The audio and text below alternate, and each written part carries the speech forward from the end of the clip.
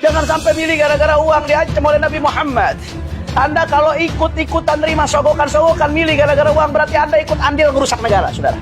Pegang baik-baik omongan saya. Anda ikut andil merusak negara, ikut andil mendukung terjadinya korupsi, saudara. Masya Allah, tabarakallah.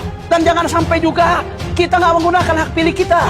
Terlepas dari perdebatan urusan soal memilih, itu urusan belakangan. Masalahnya Anda ikut milih atau nggak ada yang nggak ikut milih, orang-orang yang penjahat akan ikut milih. Orang-orang yang penjahat akan ikut milih. Yang mabok-mabok akan ikut milih. Yang LGBT akan ikut milih. Dan yang akan dipilih yang sesuai dengan mereka. Kalau yang baik-baik nggak ikut milih, yang bejat yang akan mendapatkan suara, saudara. Betul atau tidak? Betul atau tidak? Betul atau tidak? La yudra kullu. Kalau belum bisa menerapkan syariat Islam secara kafah, minimal jalan-jalan yang bisa digunakan untuk menerapkan nilai-nilai keislaman, gunakan. Betul atau tidak? Betul atau tidak? Wasail hukmul maqasid, sebagaimana menerapkan nilai-nilai keislaman di dalam perundang-undangan, di dalam kebijakan pemerintahan, hukumnya adalah wajib, maka mewujudkan wasilah untuk capai kepada tempat tersebut, hukumnya juga wajib, saudara. Ma la yatimul wajib illa bihi fahuwa wajib.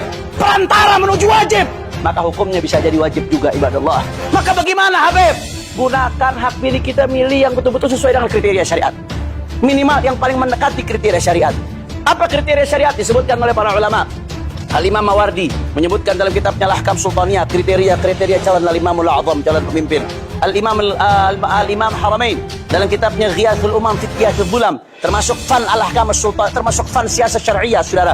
Beliau juga menyebutkan kriteria-kriteria. Ada banyak ulama yang menyebutkan. Kalau saya boleh ambil kesimpulan garis besar ya, saya bukan ngutip, kesimpulan garis besar dari syarat-syarat yang disebutkan oleh mereka para ulama, maka minimal kalau kita milih pemimpin ada 3 yang mesti dilihat. Ada berapa yang mesti dilihat? Ada 3 hal. Ada berapa? Ini santri catat baik-baik ini. Ini pakai seumur hidup. Apa 3 hal tersebut? Yang pertama surah. Yang pertama, yang kedua sarirah. Yang kedua sarirah. Yang ketiga sirah. Yang ketiga yang pertama surah. Yang kedua sarirah. Yang ketiga ini ketahuan nih, sekali sebut hafal berarti banyak pada hafalan Alfiyah bin Malik ini, Masya Allah, tabarakallah. Saudara, ibadallah, surah yang pertama. Apa maksudnya surah, Beb? Apakah harus ganteng? Bukan. Surah itu maksudnya fisik. Karena dalam ulama dalam syariat mempertimbangkan orang buta nggak boleh jadi pemimpin negara, saudara. Tertinggi. Lah ini kita bicara fikih. Anda silahkan lihat di kitab-kitab fuqaha. Kemudian orang yang tuli nggak boleh, saudara.